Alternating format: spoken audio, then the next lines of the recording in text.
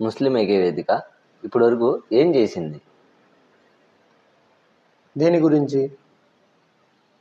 మీరు ఆర్గనైజేషన్ పెట్టి ఏవైతే ఈ ముస్లిం సోదరులకి సహాయపడదామని చెప్పి అనుకొని స్థాపించిన ఒక ఆర్గనైజేషన్ ఇప్పటివరకు మన ముస్లిం సోదరులకి ఏం చేసింది?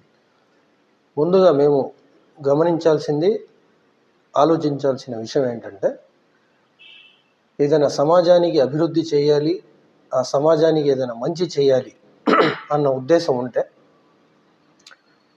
వారు ఇండివిజువల్గా ఏమీ చేయలేరు. అర్థమైందండి? ఇండివిజువల్గా దేనికి చేయలేరండి. ఒక పార్టీతోనే ఆర్గనైజేషన్ పెట్టిన తర్వాత ఒక పార్టీకి వెళ్ళి మద్దతు ప్రకారంగా వాళ్ళ నుంచి చేపిద్దాం అని చెప్పి ఉన్న మీకు ఆలోచన, ఇప్పుడు వాళ్ళ ఎదుటోడికి చెప్పినా ఆడు చేయొచ్చు, చేయకపోవచ్చు. ఒకటి అందే, నా మాట మొత్తం మీరు వింటే అర్థమైంది. చెప్పండి. ఇండివిజువల్గా ఒక సమాజానికి అభివృద్ధి చేయాలంటే ఎవరి వల్ల కుదరదనమాట. అందుకే ఒక ఆర్గనైజేషన్ త్రూ సమాజానికి ఏదైనా అభివృద్ధి చేయాలన్న సంకల్పంతోనే ఆర్గనైజేషన్స్ని ఏర్పాటు చేస్తారనమాట, స్థాపిస్తారు.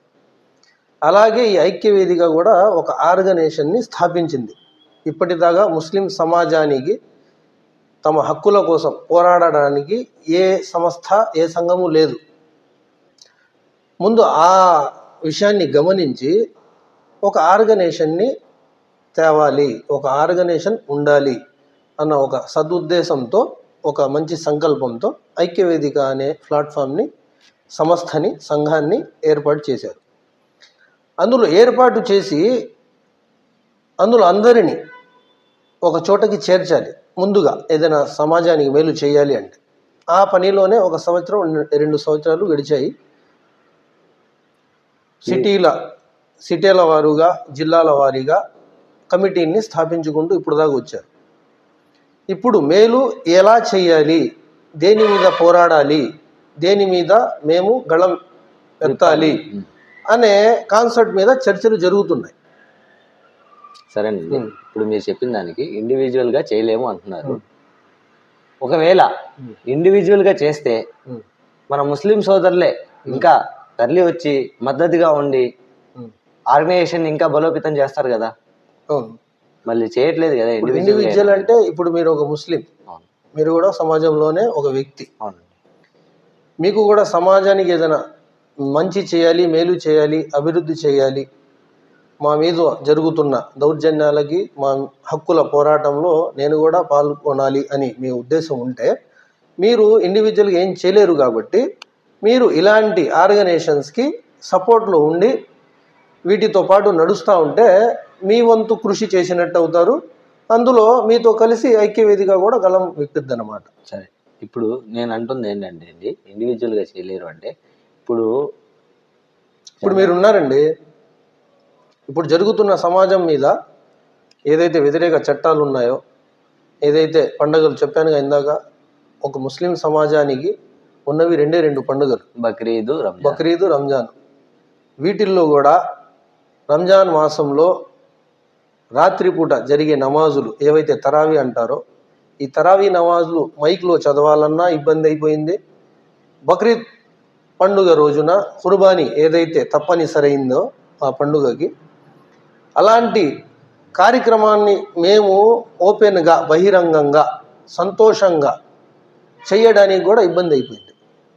పర్మిషన్లు, ఆర్డర్లు అని చెప్పి, అవని చెప్పి, ఇవని చెప్పి ఆ పండగ మొత్తం ఆ పర్మిషన్ల చుట్టూ, ఆ పోలీస్ స్టేషన్ల చుట్టూ తిరగడానికే అయిపోతుందన్నమాట. ఇలాంటి దుస్థితి ఉందన్నమాట ఇప్పుడు మా సమాజం. దుస్థితి కూడా మనమే కదా తీసుకుంటాం. ఎందుకు అది మమ్మల్ని మేము ప్రశ్నించుకోవాలి. మేము యాజ్ ఏ ముస్లింగా, మేము ఈ సమాజానికి చెందిన వ్యక్తిగా మేమేం ఆలోచించాలంటే, దీని మీద ఎవరి బాధ్యత అనే ఆలోచించే కంటే నా వంతు నేనేం చేయగలను, నేను ఎలా దీని గురించి పోరాడగలను, నేను ఎలా దీన్ని సరిదిద్దగలను అని ఆలోచించినప్పుడు ప్రతి మనిషికి ఏం చేయాలా అన్నది అర్థమవుతుంది అన్నమాట. అప్పుడు మీరు సింగిల్గా వెళ్ళి మీ నియోజకవర్గ ఎమ్మెల్యేకో, లేకపోతే మీ డివిజన్ కార్పొరేటర్కో, కోఆర్డినేటర్కో ఎవరినైనా సంప్రదించి ఇలాంటి పరిస్థితుల మీద మీరు సింగిల్గా వెళ్ళి మాట్లాడగలరా? లేదు. మీరు సింగిల్గా అసలు వెళ్ళగలరా? అపాయింట్మెంట్ కావాలంటారు, నువ్వు ఎవరు అంటారు. అదే మీరు ఒక ఆర్గనైజేషన్ త్రూ వెళ్తే వింటారు. అంతే తప్ప మీరు ఆర్గనైజేషన్ని తీసుకెళ్ళి రోడ్ల మీద ర్యాలీలు, గొడవలు చేస్తే ఆ పని మీద మీకేమైనా మార్పు కనిపించిద్దా? కనిపించదు.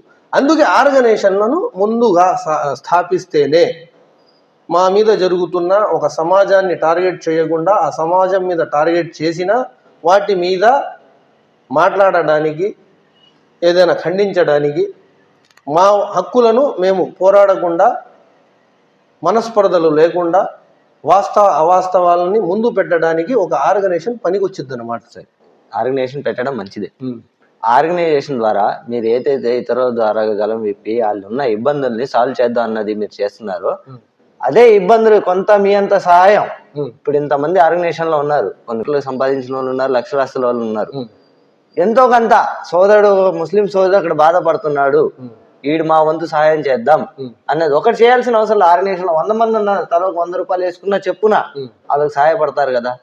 ఇప్పుడు అలాంటి సహాయాలు ఎందుకు చేయలేదు? మీరు ఆర్థికంగా సహాయం, ఆర్థికంగా ఉండండి, వైద్య ప్రకారంగా ఉండండి, దేని ద్వారా అయినా ఉండనివ్వండి. ఒక ఫ్యామిలీ అడుక్కో తినేవాళ్ళు రోడ్ల పైన ఇతర మజహబుల కన్నా ముస్లిం సోదరులు ఎక్కువ ఉన్నారు. దానికి ఎవరి కారణం? మనమే కారణం. అది ఏ విధంగా కారణం మేము ముందుగా తెలుసుకోవాలి. ఎందుకంటే ముస్లిం సమాజానికి చాలా వరకు ఆర్థిక సమస్యలు మరియు ఆర్థిక పరంగా లోనవ్వడానికి ముఖ్య కారణం ఏంటంటే, ఏదైతే మా సమాజంలో జకాత్ అన్న ఇబాదత్ అంటారు దాన్ని కూడా. జకాత్ కూడా 5 విధులలో ఒక విధి అన్నమాట. ఆ విధిని కర్తవ్యంగా నిర్వర్తిస్తే మా ముస్లిం సమాజంలో ఇలాంటివి కనపడవు అన్నమాట. ఆర్థికంగా ఎవరు బలహీనులుగా కనపడరు. ఇంకో ఇష్యూ ఏంటంటే, ఇక్కడ ఈ జకాత్ది పక్కన పెడితే ఒక ముస్లిం సాటి ముస్లిం హక్కుల గురించి తెలుసుకుంటే అసలు ఇలాంటి పరిస్థితులు మా ముస్లిం సమాజంలో కనపడవు అన్నమాట. ఇది ప్రతి ముస్లిం మీద ఉన్న బాధ్యత. ఒక ఆర్గనైజేషన్ మీదో ఒక పార్టీ మీదో నెట్టే పాపతి లేదు. ఇంకోటి, ప్రభుత్వంని అడుగుతారా అంటే, మీరు మాకు మా పూర్వీకులు ఎవరైతే ఇంతకు ముందు ఇక్కడ ప్రభుత్వాలు నడిపారో, గతంలో చూసుకుంటే మేము మొత్తం నవాబులు ముస్లిం సమాజమే పరిపాలించారు. వాళ్ళ ఆస్తులు ఏవైతే ఉన్నాయో దానిని ఇప్పుడు వఫ్ ప్రాపర్టీస్ అంటారు. ఈ వఫ్ ప్రాపర్టీస్ ద్వారా మా సమాజానికి ఇలాంటి పరిస్థితులు రాకుండా చూసుకోవడానికి కొన్ని నియమ నిబంధనలు కూడా పెట్టి దానికి పరిరక్షించడానికి కొంతమందిని అప్పచెప్పి వచ్చిన ప్రభుత్వాలకు అప్పచెప్పకుండా దాని బాధ్యతలను నిర్వర్తించి మా వరకు పంపారు.